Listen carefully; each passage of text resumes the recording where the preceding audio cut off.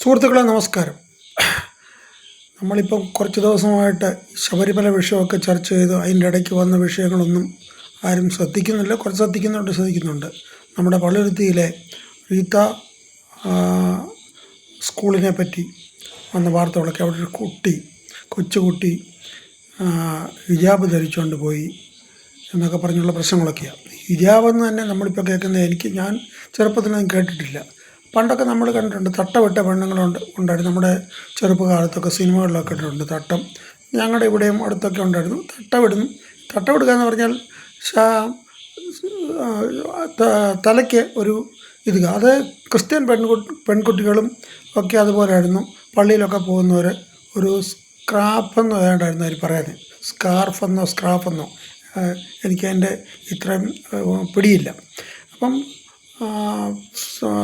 എന്താ പറയുന്നത്, നേരിതും ഒക്കെ ചുറ്റിക്കൊണ്ട് പോകുന്നവരാണെങ്കിലും പള്ളിയിൽ ചെല്ലുമ്പോൾ അത് തലയിലിടും. എന്നും കൊണ്ട് എവിടെ എന്തിനും ഇത് കൊണ്ടുപോകുന്നത് മതപരമായ കാര്യങ്ങൾക്കൊക്കെ അത് ചെയ്യേണ്ടവർ ചെയ്തോട്ടെ. പക്ഷെങ്കിൽ ഒരു യൂണിഫോം എന്ന് പറഞ്ഞു കഴിഞ്ഞാൽ ഒരു സ്കൂളിൽ ചെല്ലുമ്പോൾ ഒരു യൂണിഫോം കോഡുണ്ടെങ്കിൽ അത് തീർച്ചയായിട്ടും പാലിക്കേണ്ട കടമ എല്ലാവർക്കും ഉണ്ട്.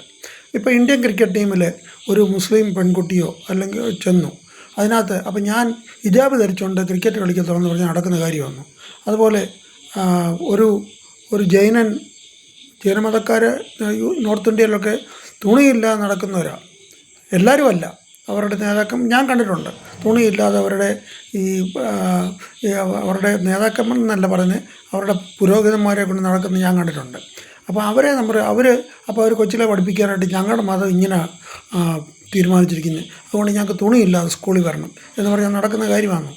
ഇതൊക്കെ മനുഷ്യർ ചിന്തിക്കേണ്ട കാര്യമാണ്. നമ്മൾ ഇതൊക്കെ ചർച്ച ചെയ്ത് മതപരമായിട്ടുള്ള കാര്യങ്ങൾ ചർച്ച ചെയ്ത് ഈ കേരളത്തിനെ ഒരു മതഭ്രാന്തമുള്ള ഒരു കേരളമാക്കി മാറ്റാതിരിക്കാനായിട്ട് ബുദ്ധി